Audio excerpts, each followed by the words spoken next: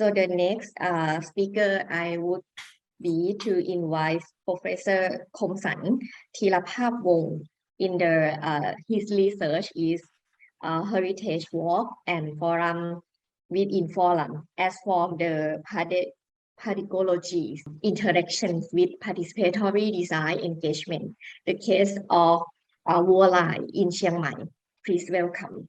Thank you for the moderator and everyone to attend my presentation. I think that the first presenter, I think it's remind me about the book. This is called Architecture Without Architect, by the Bernard Rudofsky. And I think it's quite interesting to just ask the people who couldn't have a skill like architects to draw and make a model. I think it's quite interesting for the first one. But for my presentation, is actually should be a thing that we've switched back to architecture. So you have to switch yourself from the public skill to a very trained skill of the architectural student. Okay, so my presentation is it's actually about the projecting of my experience, which is you can call it a comparison or a things that parallel together with the two things that I work with. The first one, which is about the heritage walk, and that's also part of the UNESCO Heritage Initiative that I'm working with the team. And the second one is about the forum within the forum workshop, which is I work together with the École de Beaux-Arts Paris Belleville, which is a French student. So the aim and the focus for this presentation is, in fact, I would like to focus just a few things. Just try to protect myself, not going to the cliche of the outcome of the beautiful, plannings or the end products of the students' works. No, not like that. I think the focus point for us here is about the teaching, about the learning, and also about the pedagogical interaction together with the concept that we talk about, the participatory design engagement. Okay, so that should be the main focus point. And of course, the workshop and everything that I'm working with, it focus on the area in Chiang Mai, which is the southern part. I will tell you later about that. It's called Wua-lai, which is a silversmith expert area. Okay. Right. So first of all, I think I would like to talk a little bit about the aims and intention. I just talk a little bit more already about that you learn a little bit more about how to focus and then how to bring about the way that we can create some kind of a new tool for learning and reading and understanding the context of urbanism. And that's why I just put it here as a title, that we actually looking forward to an effective tool for engaging with the neighborhood and community. And of course, Wua-lai community or Wua-lai neighborhood, it's in fact is one of the very interesting, a long history, more than 200 years. And they have like generation back about 4 or 5 generations. And of course, they're quite famous of their own knowledge, which is about the local knowledge on the silver making. And that's a picture that you can see that in early 1900, that's a picture of the US consulate. He came up to Chiang Mai and then he just found amazing of the silver products and then the silver smith people in the area of the Wua-lai. And of course, these kind of silver wares becomes part of their daily life, part of their community's knowledge, and then of course part of their income that they can sell the products on their making of the silver ware, and then getting back to survive within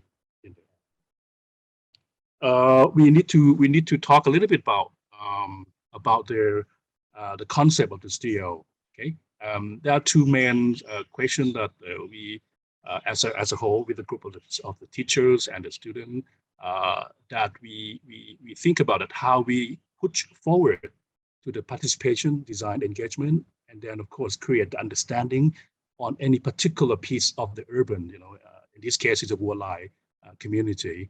And also the question, secondly, that we think about is how we experience interactions for the teaching. In this case means, different disciplines, different way of approaching, and then allow the student to be able to interact with the community, with their sort of a participatory engagement within the area of their study. Okay, so we just want to start with the basic thing. When you teach in urban design or we teach in the architecture, that we always talk about the significance of site or significance of place or the context, contextual architecture. And that's the way that we ask students to understand about the sense of place, about the genus loci, works like Norbert Choose, or the idea of the place from Vitruvius to the Aldo Rossi, that we talk about the architecture in the city, something like that. So that's how we always teach students on that sort of things. And then of course, it's going to be beneficial for them as a student to be able to create some sort of design decision making. And secondly, for the urban design field, we always talked about, in my field, when I was a student, we learned a lot about the multi-layer structure of the site construction. Yeah, how we're going to peel the site one by one from layer by layer. We call urban tissues, urban fabrics, and also built environment organization. Works like Gordon Cullen, Kevin Lynch, Collage City like Colin Road, always up toward the morphological study. Yeah? So that's a kind of like information of the knowledge that we teach students in terms of the basic fundamental theory and principles. And of course, aiming for understanding of the special characteristic of the place, the roles of the urban agency, or some indicate of the problematic issue within the proposed site and the area. So this kind of like a sort of like structure initially that when we teach architecture studio, especially architecture urbanism or urban design study.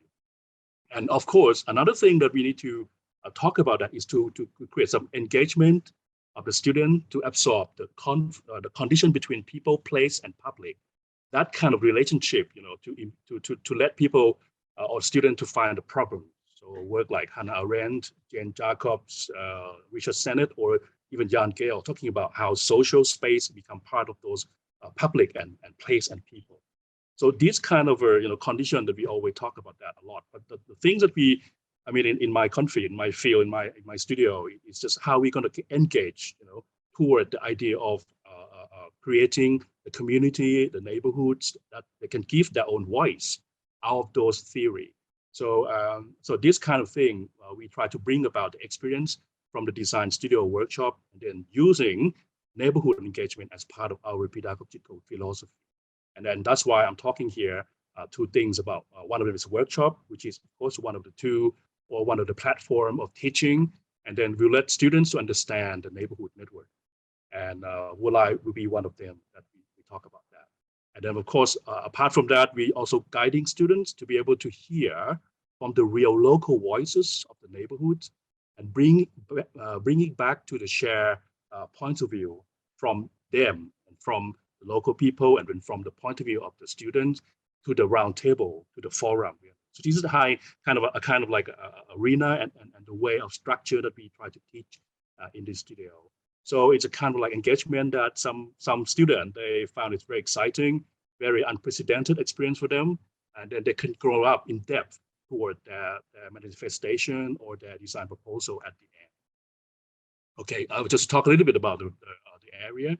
Okay, Wua-lai neighborhood is just about the southern part of Chiang Mai. If you've been to Chiang Mai old medieval town is like square shape, and then surrounded by the crescent of the mud wall. And we have the area of Wua-lai, which is the highlight on the circle below there on the southern part of the city. The city itself actually has a sort of like a very old urban fabric. You can see that the irregularity of the pathway, of the linkage between the neighborhood and community is quite very old. Of course, 225 years or more now at the moment. But the area actually center around the three main temples. The picture on the right-hand side, you can see that there are three main temples, Wat Muen San, Wat Nantaram, and Wat Sisupan. Those three temples will be one of the center of the community. Of course, each community also, they produce their own silverwares, their own products. Nantadam, it is a lacquerware that they have. So D is Wat Sisupan, F Wat Muen San, and then H is Wat Nantaram. And within the area, the context of the area of Wua-lai is in fact just a very old teak house, and of course they lift it up like a traditional Lana Chiang Mai style, that they can work on the ground floor, and then they lift up to the first and second floor. So the house become like a artisan sort of shop for them to work on their products, and also they live for. And of course, the area always, become part of the way that they're changing and transforming the way of working place. As you can see here, I mean, they used technique with different kind of sort of new tools, like the one with electrics or the hand made with the nails, and also a lot of open space for them to work on and teaching. So we call Sala. Sala, it's kind of like a name, Lana Thai name, talking for the master, the teacher, the master of the silversmith. And of course, I mean, this kind of area, they learning and sharing from generation to generation. Like the father would teach to their son, to their grandchildren. But for the past 20 or 25 years, Wua-lai has been tremendously found a very difficult time because of the new generation actually refuse to continue, to continue the same business.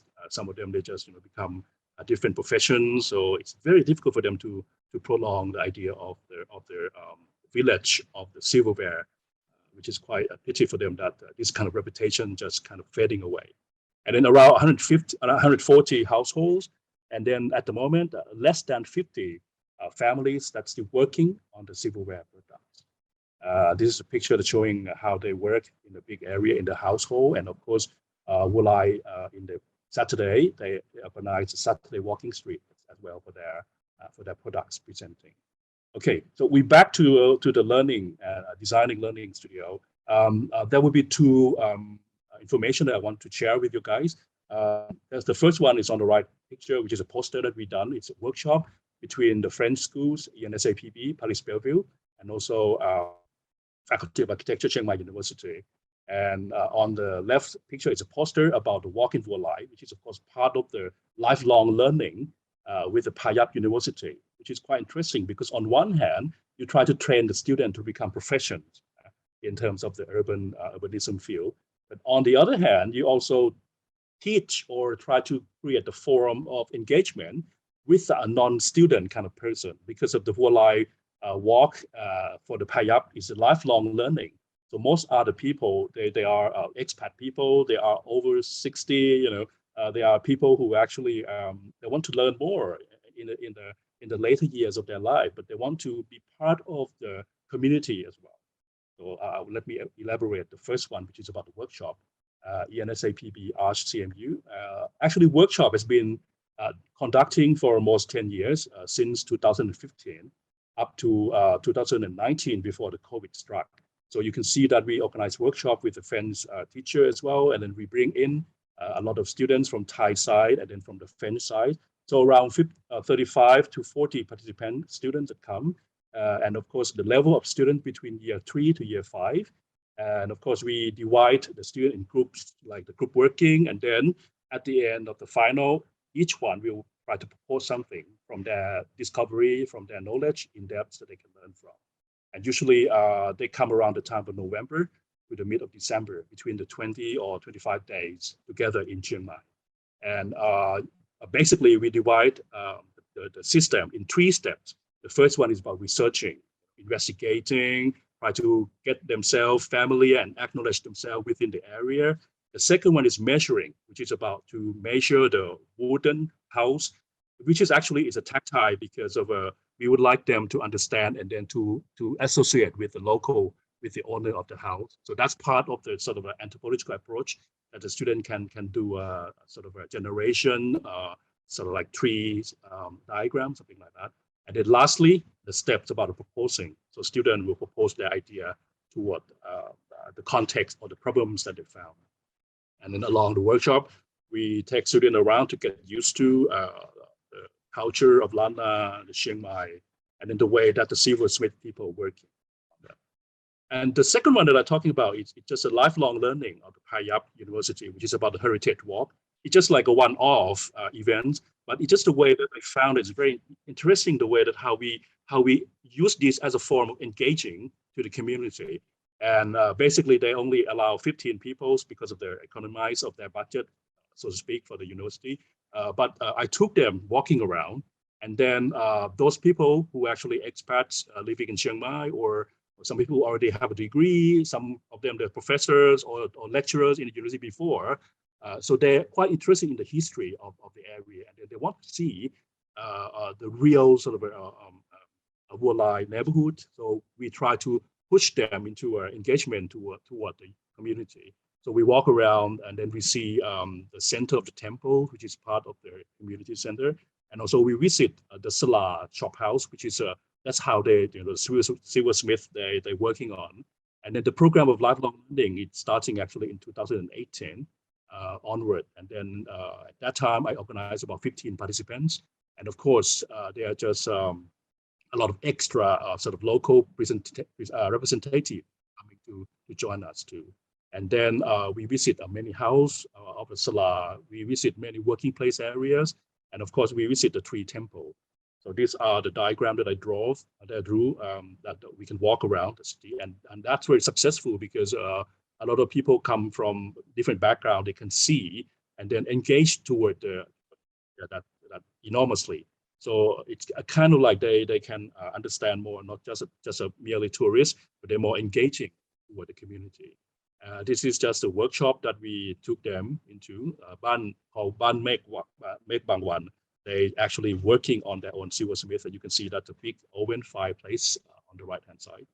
And that's quite successful because they can learn a lot how the community engage with the silversmith, and also how they live in the contemporary condition of the urban. If we walk around the small pathway, we can see how the urban development changed the community in that way.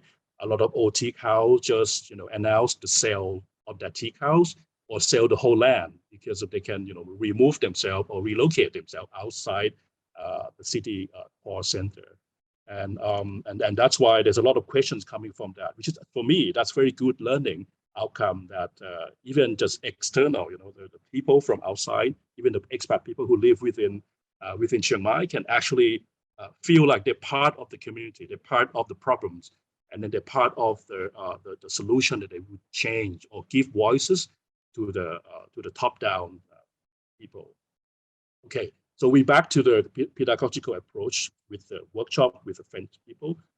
We also actually start with because of luckily that we have EFEO in Chiang Mai, so we use Extreme Orleans office and area here. This is the library that we use as a brief introduction to the students. We use some kind of investigation based on the discipline of architectural education. Of course, many of you might know already about sketching, measuring, try to let themselves feeling familiar with the context. And then we draw some sort of like building uses of the area. As you can see that this is just a main sort of a southern part area. I call it the two triangle. It's one triangle and another triangle just attached in the middle. And that the middle is a Wua-lai road, which is a main Saturday walking street. And of course, we did some morphological study based on the skill of the architecture students, the accessibility of the infrastructure in terms of road system, the highway, boulevard, avenue, street, road, something like that. Also, the highlight of the land use, of the connection that students try to discover. Apart from that, we also ask them to walk, be part of the sort of mingling part of the passage within the community. Feel survey, a lot of investigation and exploration that come out. So sometimes the group of students just came late, and then EFEO closed. They have to sit down in front of the gate of the EFEO office and then try to discuss their work on each day. So every day they always have a task for them to do. And then the second phase that we try to work on, it's just the phase that they can start to engage themselves to the people, place, and neighborhood. And of course, in this case, as I mentioned earlier, that Wua-lai has a temple oriented as a center of the community. So we have to go there and then talk with the monk. We have to go there to talk with the group of the stakeholder. As you can see that we have, we divide in 4 different stakeholders. The silversmith family shops, the monks, and the temple-oriented people like laymen or staffs and workers within the temple. Third one will be workers and other related dwellers. I mean, it's mean the people who live and work there, but not own the properties or not part of the generation within the Wua-lai. And then fourthly, we become visitors and tourists. So these are the four groups of stakeholders that, that we have to go and talk with and understand them. Some of them we have to go and then be part of their shop house and they're working. And of course, because of Wua-lai has a Saturday walking street, so that's why we talk about that. Observation is another keyword that we need to ask them to do, how they observe the idea, because of they need to create the programs. So they need to find the problematic issues that each part of the area can actually pick it up. So any kind of problem that they can find, they can pick it up and then try to talk about that. Mostly we talk about the sense of belongings, the domesticity, how the people in Wua-lai can be part of the dwelling. And of course, they will create the dialogue of the conversation.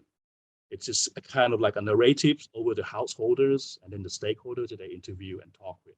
So each group will write their dialogue on that.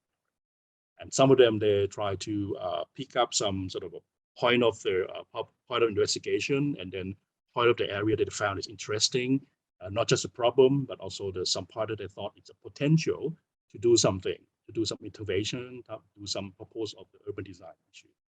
And this is just the presentation within the area. And of course, another thing that I would like to highlight is the forum that we try to talk every day in the evening. We have a roundtable. Students will come and talk about what they discover in each day. And then we create that kind of forum within the forum, which is thanks to this part as a reference. It's a Senate workshop. Some of my colleagues here who already attend this. It's just a workshop that we organize with. Sorry, Professor Komsan. It's just already time up. Can you conclusion? Yes. Thank you. I got about 1-2 minutes. Yes, of course. In 2018, we tried to explore the idea of the expertise, but we organized sort of like a double sort of observation. We create a forum or some kind of the participation of the local people that come in and talk about their problems, talk about anything that happened to their community. But at the backdrop of the roundtable here, we have observer of those experts and professors. So this kind of like inspiring a lot for us. And then we just use this for the workshop in 2018 and 2019, that we try to use this idea that the student can be part of the observation toward the roundtable, that the local people can actually give their voice to that. And then we ask them to do some sort of like sort of a mapping of the area later. Okay, so in a way, this is just a way of presentation and seminar. I should wrap up a little bit. Chop up. So this is how we ask them to present the work, and then of course there are a lot of drawing, a lot of sort of discoverings, a lot of idea that they can think of, and we just use a space sometimes within the community itself too. And then to come out that output that I just mentioned earlier, that we actually focus on how we discover things. So we're just making a book, which is called Discovery, that we found from the learning pedagogy on this workshop. We highlight all the measurement, the background of the owners of the people, the genealogical of the family tree that they can draw and understand, how they expand the dwellings, how something like that. And then we return to the community and then give the monks, give the local people, give the Sala and the silversmith families the book back to them. So in conclusion, I think that should be a keyword. There's so many that we discovered that, but I think we discovered the tools that we can use to engage the local together with the students workshop, together with the idea of the learning and reading. Of course, we have the process of the impact of learning. We just thought that the temporal intent is just one dimension, but this kind of thing, we need to lose blocking boundary, and then we need to visit the house as not the researcher, but as a friend, or as just a part of the family, familiarity with the owner and silversmith people. And also the way that we participate, the design engagement, is just to create a roundtable forum within the forum. And also the idea of measurement visit or the studio together with the lifelong learning. So you can see that there are two different things. I mean, we just train students to become a professional. And also we have another kind of knowledge learning from the outside people who actually live within the area in the city, and they want to give voices as well to the real practice. And then the last three will be about integrative disciplines. to create the experience, to create the anthropological sort of exploration together with the sociological approach as well. And the last two will be about the cultural difference. Of course, there's some loss in translation, but in each group, we have the French and then the Thai student come together. So in a way, that's become like not a problem. It's just a sharing and comparing moments, which is quite lovely. And lastly, seeing from the within and becoming a part of the looking out with a vision. So I think that's how we understood and learned from that. And then, of course, we have a lot of keywords with people and place, local and visitors, problem and program, public and private, bottom up and top down. That's a cliche that we all know. And of course, research will become part of experience. Yeah. Thank you so much. Thank you, Kap.